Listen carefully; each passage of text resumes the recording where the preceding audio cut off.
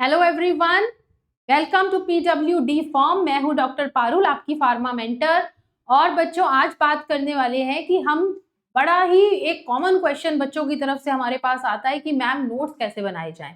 तो D form का बच्चा बहुत बार ये पूछता है कि मैम कैसे नोट्स बनाए जाएं। तो आज उसी के ऊपर डिस्कशन करते हैं कि हम पढ़ तो लेते हैं, हमें कंसेप्ट तो समझ में आ जाते हैं, मगर हम इस चीज में कंफ्यूज हो जाते हैं कि अब क्या इसमें इंपॉर्टेंट है, कैसे लिखें, एक अच्छे नोट्स कैसे हैं कि जो मुझे एग्जामिनेशन में हेल्प करें।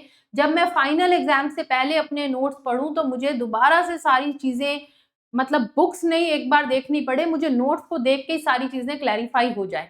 तो एक अच्छे नोट्स बनने बहुत जरूरी है अगर हमें अच्छे मार्क्स अटेन करने हैं। तो यही हमारा आज का डिस्कशन का टॉपिक रहने वाला है कि how to make effective D form notes, कि कैसे डी फॉर्म के लिए नोट्स बनाए। तो पहला क्वेश्चन कि क्यों नोट्स मैटर करते हैं हमारे डिप्लोमा के अंदर जो कोर्स हम पढ़ रहे हैं। तो बेटा, अगर आपके नोट्स बने होंगे तो इससे क्या होगा कि आपका रिवीजन का टाइम जो है वो सेव हो जाएगा। तो आपके कॉलेज में आपके सेशनल एग्जाम्स होते हैं, आपके एंड सेमेस्टर एग्जामिनेशन होते हैं, तो आपके पास नोट्स प्रॉपर प्रिपेयर्ड होने चाहिए। एक्चुअली आपका एनुअल सिस्टम रहता है, साल में आपका बिल्कुल एक साल बाद आपके फाइनल एग्जाम्स हैं। तो जो टॉपिक हमने आज पढ़ा है उस टाइम तक सारी चीजें रिकॉल करना टफ हो जाता है। इसीलिए एक प्रॉपर तरीके से नोट्स हर चीज के आपके पास होने चाहिए। हर सब्जेक्ट के लिए आप अपनी अलग कॉपीज लगाइए, अपने कॉपी पे नहीं बनाते तो अलग फोल्डर्स को यूज कीजिए नोट्स, उसके अंदर कंपाइल अप करके रखिए। तो subject wise you should have the notes of all your subjects. तो इससे आपका रिवीजन टाइम एक तो सेव हो जाएगा। ठीक है, आपका जब आप नोट्स बनाओगे तो आप पहले उस टॉपिक को पढ़ोगे, तभी हम उसके नोट्स बनाएंगे। तो आपका जो कंसेप्ट है वो एकदम क्लियर हो जाता है। It will improve your concept understanding. इससे क्या होगा, आपकी मेमोरी रिटेंशन अच्छी होगी। ठीक है, आप नोट्स को जब बनाओगे, नोट्स को पढ़ोगे, अपने लिखे हुए नोट्स बहुत जल्दी, मतलब बहुत अच्छे से रिटेन हो जाते हैं। उसके बाद आपको किस तरह से नोट्स बनाने हैं, तो मैं जो आपको सजेस्ट कर रही हूँ वो ये है कि आपको 3 स्टेप नोट मेकिंग मेथड का यूज करना है। अब ये क्या मेथड है? इसके अंदर सबसे पहला स्टेप है कि आपको चीजों को रीड करना है।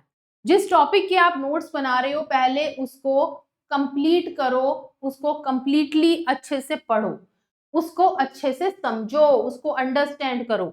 जब उसको अच्छे से समझ रहे हो, समझते हुए जो आपको लगे कि ये इसके इंपॉर्टेंट पॉइंट्स हैं, उन इंपॉर्टेंट पॉइंट्स को आप हाईलाइट कर लो, उसके कीवर्ड्स को आप अंडरलाइन कर लो, हाइलाइटर अपने पास रखो। उसके बाद रीड करने के बाद, अंडरस्टैंड करने के बाद, अब आ जाओ राइटिंग के पार्ट पे। Next is you have to now write. तो आपको अपने ओन वर्ड्स में कोशिश करनी है कि खुद की लैंग्वेज के अंदर लिखो। अगर आप बुकिश चीज को पेस्ट करते जाओगे, पेस्ट मतलब लिखते जाओगे, देख देख के सेम चीज लिखते जाओगे, तो वो याद नहीं होगी। आप समझ के अपनी लैंग्वेज में लिखोगे तो एग्जामिनेशन में अपनी लैंग्वेज वाले चीज बहुत अच्छे से लिखी जाती है। पैराग्राफ्स नहीं लिखना नोट्स में, कभी भी ऐसे ऐसे ऐसे पैराग्राफ नहीं लिखते चले जाना है। आपको नोट्स के अंदर शॉर्ट पॉइंट्स लिखना है। आप एग्जाम भी देने जाओगे तो आप क्या पूरा पैराग्राफ थोड़ी हम वहां पर लिख पाते हैं। हमें जितनी चीज याद होती है, हमें जितनी चीज समझ में आती है, हमें उतनी चीज ही अपने नोट्स के अंदर भी लिखनी है। तो प्रॉपर तरीके से आपको नोट्स बनाने हैं कि वो आपको एंड सेमेस्टर एग्जामिनेशन के लिए यूजफुल रहे। तो आपको शॉर्ट पॉइंट्स को यूज करना है इंस्टेड ऑफ पैराग्राफ्स। कोशिश करनी है कि जिस चीज का फ्लो चार्ट या डायग्राम बन सके, कि आपने किसी चीज को, आप जैसे मान लो कोई मैकेनिज्म पढ़ते हो, या मान लो कोई यूज ही पढ़ रहे हो। बड़ा सिंपल मैं आपको बताती हूँ, जैसे आप डिप्लोमा पढ़ते हो, आपको फार्माकोलॉजी मेडिसिनल केमिस्ट्री में किसी ड्रग के यूज पढ़ने हैं। तो अगर आप ऐसे लिखोगे ना कि ये पैरासीटामोल है और इसके ये यूजेस हैं, इस तरह से बहुत जल्दी याद हो जाएंगे। बजाय कि आप लाइन में लिखो कि it is used as a pain reliever, मतलब अलग अलग पॉइंट्स को ऐसे डायग्राम में, बड़ी सिंपल चीज को भी अगर आप डायग्राम में लिखोगे बहुत इजीली याद हो जाएगी। और अगर मैं ऐसे पैराग्राफ में लिखती रहूं तो इट विल टेक टाइम। समझ रहे हैं आप? तो इस तरह से आपको simple diagrams, simple flow charts बनाते हुए आगे चलना है। उसके बाद आपको नोट्स, आपने बुक अपना चैप्टर टॉपिक रीड किया, अंडरस्टैंड किया, उसे राइट किया। Next is now you have to revise your notes, उसे रिवाइज करते रहना है। 24 आवर्स में उसको पहले रिवीजन दो एक। ये नहीं मैं कह रही कि रोज पढ़ो, लेकिन एक बार जब नोट्स बन गए एक बार जरूर रिवाइज करो कि ठीक से सब चीजें लिखी गई हैं कि नहीं। डिफिकल्ट पॉइंट्स को आप हाईलाइट कर दो, मतलब नोट्स को ऐसे बना के रख दो कि आपके एंड सेमेस्टर से पहले बस एक बार आपको पढ़ना पड़े।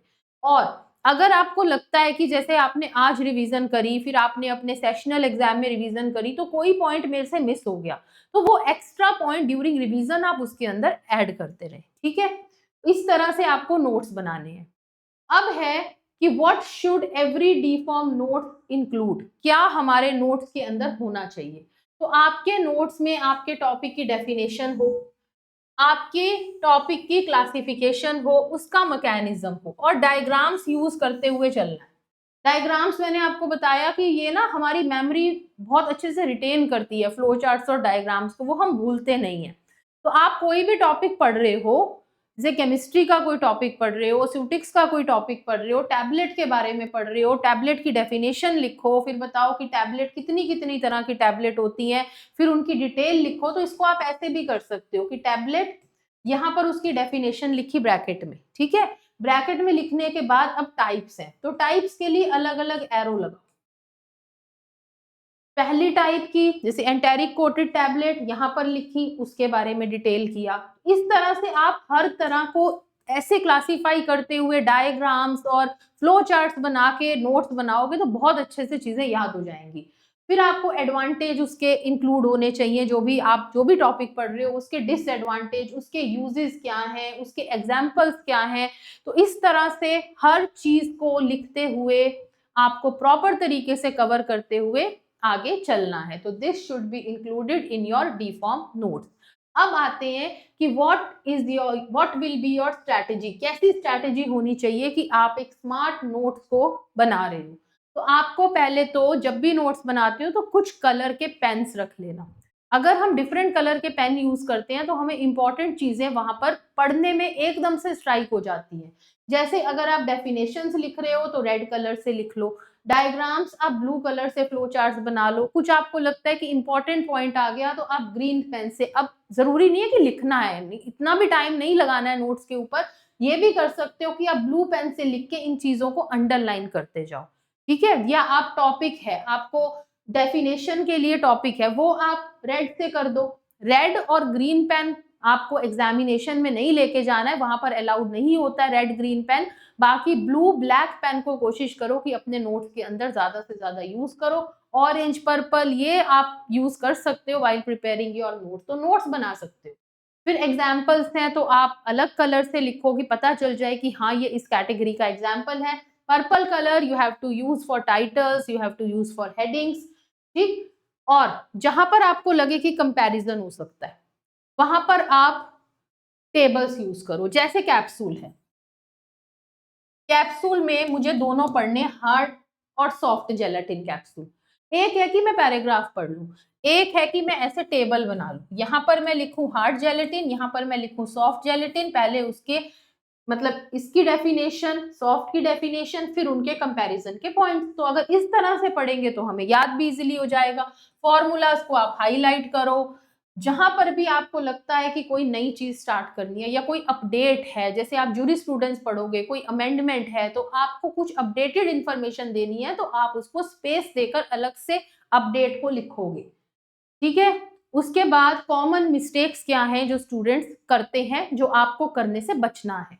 तो आपको एंटायर टेक्स्ट बुक को कॉपी नहीं करना है, जैसे मैंने आपको बताया कि हर चीज बुक वाली नहीं लिखनी, अपनी लैंग्वेज में कोशिश करना है नोट्स को लिखो। लॉन्ग पैराग्राफ्स नहीं लिखने, शॉर्ट पॉइंट्स के अंदर अपने आंसर को लिखना है। डायग्राम्स नहीं बनाने, मतलब डायग्राम्स नहीं बनाते, हमें बनाने हैं, डायग्राम्स बच्चे नहीं बनाते। रिवीजन बच्चे नहीं करते, हमें करना है। तो ये कॉमन मिस्टेक्स हैं जो बच्चे कर देते हैं। हाईलाइट नहीं करते नोट्स पे, तो क्या होता है कि जब एग्जाम में पढ़ने लगते हैं ना हम, अगर चीज हाईलाइट नहीं होती तो हमें पता नहीं चलता कि क्या चीज इंपॉर्टेंट है। तो इंपॉर्टेंट पॉइंट्स को हाईलाइट करते हुए चलो। फिर बच्चा ज्यादातर मिक्स कर देता है मल्टीपल टॉपिक्स को, अरे एक मतलब काफी सारे टॉपिक्स एक पेज पे लिख देता है, वो आपको नहीं करना। आपको एक टॉपिक उठाना है, उसकी डेफिनेशन, उसकी क्लासिफिकेशन, उसके यूज, उसका एडवांटेज, उसके एग्जाम्पल सब एक ही पेज पर एक टॉपिक को कोशिश करना फिनिश कर दो। और बच्चे ज्यादातर प्रीवियस ईयर के क्वेश्चंस नहीं देखते, वो गलती आपको नहीं करनी। प्रीवियस ईयर के क्वेश्चन देखो कि आपके एग्जामिनेशन में जो भी जहां पर भी आप पढ़ाई करते हो, किस बोर्ड से आपका डिप्लोमा एफिलिएटेड है, वहां के कैसे क्वेश्चंस पहले आए हुए हैं, उससे आपको आइडिया हो जाएगा कि आपके लिए कौन कौन से इंपॉर्टेंट टॉपिक्स हैं। उसके अकॉर्डिंग अपने नोट्स में हाईलाइट करते हुए चले जाओ। तो ये आपको मिस्टेक्स को बिल्कुल अवॉइड करना है, जिससे कि आपके मार्क्स जो है एग्जाम्स के अंदर बहुत अच्छे आएंगे। तो अगर आप इफेक्टिव नोट्स बनाओगे, रेगुलरली बेटा आप रिवीजन करोगे, तो आपको डी फॉर्म एग्जामिनेशन के अंदर बहुत अच्छे मार्क्स मिलेंगे। बहुत अच्छे मार्क्स के साथ आप अपना डिप्लोमा कर लोगे। और अगर नोट्स अच्छे होंगे तो डिप्लोमा के बाद भी जो आप कॉम्पिटिटिव एग्जाम को एम करते हो, तो आपके कंसेप्ट्स क्लियर हैं, तो आपको उसकी तैयारी करने में भी दिक्कत नहीं आएगी। वही नोट्स देखना आपके वहां भी काम आ जाएंगे कि जब आप अपने क्वेश्चंस प्रैक्टिस करोगे तो यही नोट्स आपको बहुत हेल्प करेंगे। तो एक बार की मेहनत है, जो टॉपिक पढ़ना है उसको ऐसा पढ़ना है कि बस उसमें हमें कोई भी ऐसी चीज ना हो कि कभी चाहे हमें यूनिवर्सिटी मतलब हमारा बोर्ड का एग्जाम आ जाए जिसमें भी आप पढ़ते हो डिप्लोमा, या फिर आपका कोई फर्दर कॉम्पिटिटिव एग्जाम आ जाए, तो हमें एकदम बिल्कुल क्लियर हो चीजें। तो आई होप आपको आज का सेशन आपके लिए यूजफुल रहने वाला है। All the very best, thank you very much.